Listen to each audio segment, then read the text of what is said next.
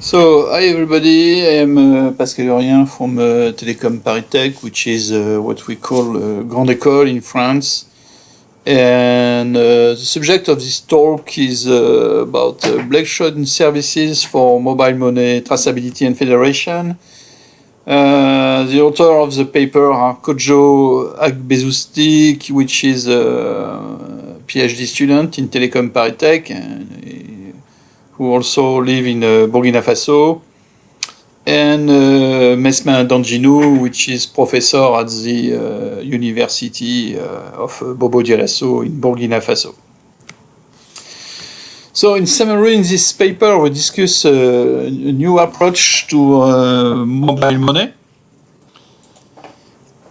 And what is mobile money? Mobile money, in short, is a money transfer solution via a mobile phone, which account associated with SIM, subscriber identity module, and obviously this service is managed by mobile networks operators. As an illustration, in 2019, this year, Orange Money, which is a service of mobile money from Orange, big operator in France, made about 1.5 million transactions per day, which correspond to a monetary value of about $25 million per day. Why such services? Because the rate of unbanking is very still high in developing country, and the USSD is a main technology used to handle and transfer the transaction between the users and the system. In this paper, we propose a mobile money solution based on the blockchain. We want to increase the security of the system, the trust, and also to move towards federation of mobile money platform. So as I say again before, over 1.7 billion people in the world remain unbanked. This means they are not registered to any financial institution. And for example, in Africa, this rate is estimated to 90%. That's quite a lot. And as a reference, in France, for example, it's only 1%. And so it's not because you have a high unbanked rate that there is no need to transfer money. And that's why all the systems that handle the transfer of money is quite very important in emerging country. But good news is that internet become more and more available in the world, even in Africa. It means that internet seems to be the right way in order to develop money transfer services in developing country and to build an interoperability, to enforce interoperability between the different solutions of the market. Well, it's about mobile money. So mobile operator finds a niche for these services. They use mainly unstructured supplementary service data, that's to say USSD, but also interactive voice response and a SIM toolkit application, coupled with encrypted short message, that's to say SMS. What is STK, SIM application toolkit? Basically, it's an application running in a SIM card, so that offers an important level of security, and, because the application is running in a SIM card, but it's also able to exchange message from the networks using encrypted SMS. But let's say it's this STK has a lack of flexibility. So USSD remains the preferred communication channel for the development of service. However, it is not as secure as STK technology, as I said before, but let's say that STK technology is not very flexible. and that's an issue. So again, USSD also need updating the SIM cards remotely, at least to put application in the SIM card using over-the-air services. So this is an illustration of the mobile money ecosystem. So at the heart you have the mobile money services managed by mobile network operators associated to banks if they are not a bank themselves. And you have merchant and consumer using these services in order to perform financial transaction, and all that. Over that you have regulators which generally are managed by a governmental authority. So as an illustration, in Burkina Faso, you have no 3G networks, only 2G, that's to say GSM and GPRS when you are in big city. But where we are not living in a big city, the main way to communicate is the GSM. And for the data point of view, the main way to exchange data is to use SMS or USSD. Most of people are unbanking. There is no bank card, let's say electronic chip, like EMV. And mobile network operators are used as third party for financial transaction, mostly based on USSD messages. Some mobile money figures, so from 2014 to 2017, the West African Economic and Monetary Union countries recorded a 10 to 30% increase in mobile money, with about 7 million accounts open, a total value of transaction of about 67 billions of dollars, and a total volume of transaction of about 350 millions. And in 2017, in Burkina Faso, the amount of transaction was about 5 billion euros. That's to say about half of the country gross domestic product. That's to say a lot of money exchange over this kind of service, mobile money, for this country. So unstructured supplementary service data, USSD, it's a way to send short command from mobile phone to the GSM networks. It's loose like SMS, the GSM signaling signal. The text message can be up to 182 bytes in length, and the USSD message use a code prefixed with star and suffixed by hash. Specifically, so the user who want to fill a short message, he type star, an integer value, and end the message by hash. For example, when you want to connect Burkina Faso to your account, if you are using the Onatel operator, you will enter the star 555 hash code, and this will log you in the network operator, in the mobile money network, and usually your account is protected by a PIN that you enter in the same way. So this is an illustration of Works mobile money system. So 4 steps. First, the registration. So you register to the system. Then the cash-in, you put money in the system. Then the transfer, you perform a purchase, and you have so the customer transfer the money to the merchant through the mobile money services. And cash out, when you want to get your money back from the system. So the registration process, in order to you need an ID, you fill an application form, and you visit obviously an agent from the mobile network operator, and you receive an SMS confirmation when your account is open. For the caching process, you still go to the agent and you put money on your account, and you receive an SMS confirmation when your account has been filled. At the transfer stage, customer go to exchange money with merchant, and so he receive free SMS. First, he send he receive an SMS that says that he sent a request for transaction. Then both parties receive a confirmation.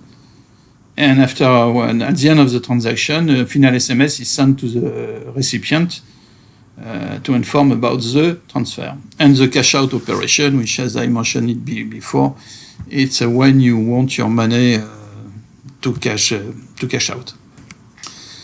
Obviously, this system, mobile money, has a lot of security issue, because most of USSD messages are not encrypted, and so there's no security, so there's a lack of confidentiality, lack of privacy, and also lack of integrity check.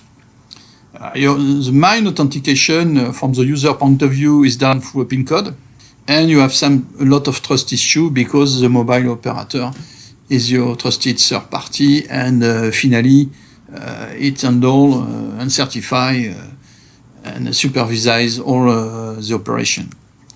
You have interoperability issues that come from the fact that you have a lot of mobile money operator, and so merchant has to support many of them, and the customer at least one. So, 2 words about the blockchain. The first blockchain was the Bitcoin. Bitcoin market today is about $200 billion, so it's quite a lot.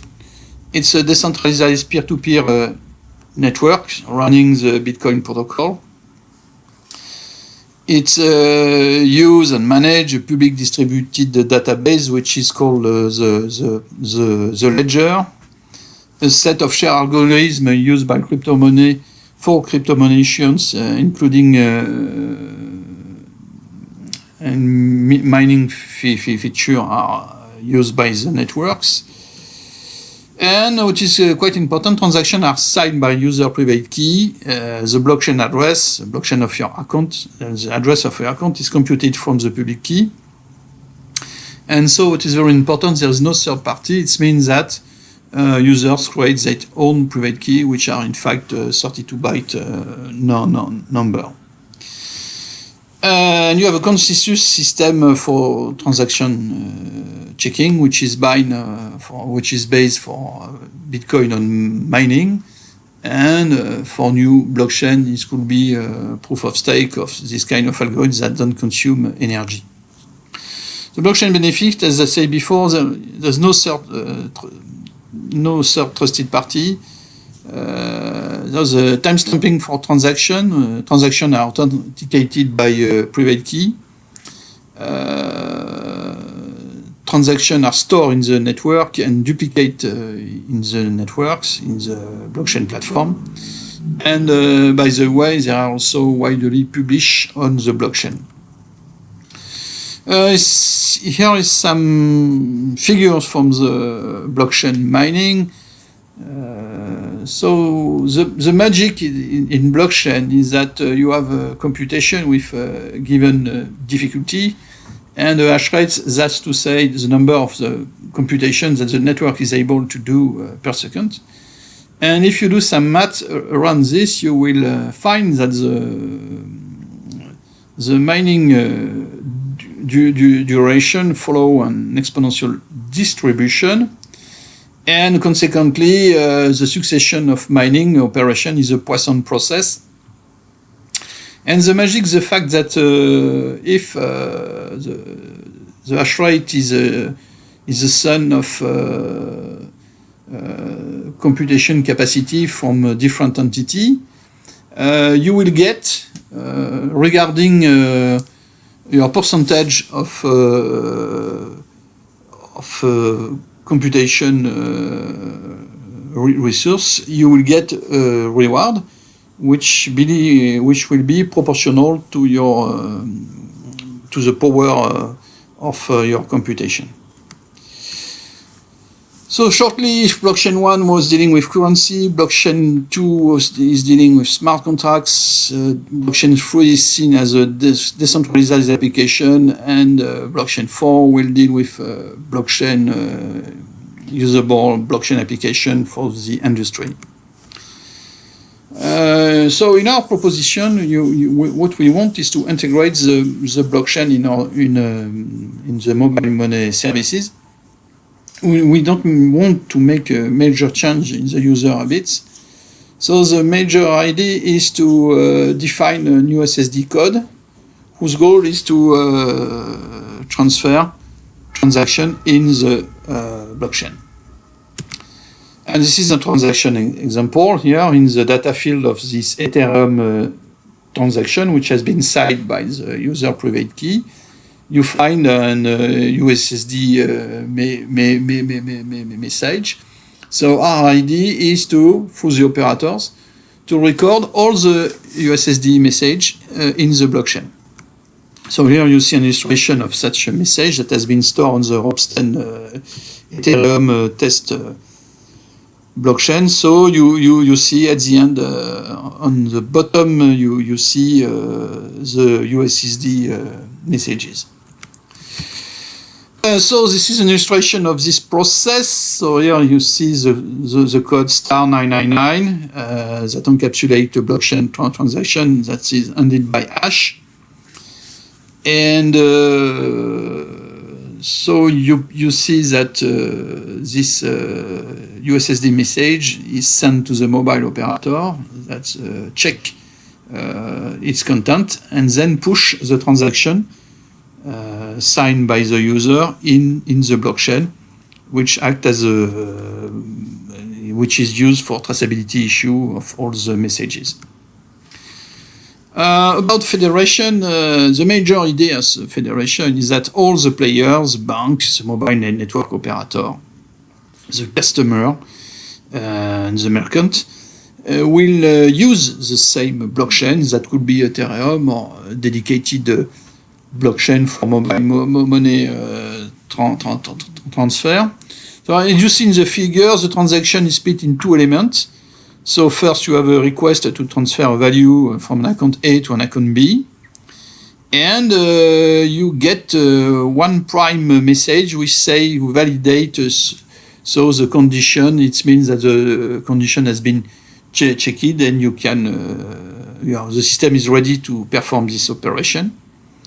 And the second message, in fact, notifies the actual transfer of the value X from an account A to an account B, and it's confirmed by a 2' message.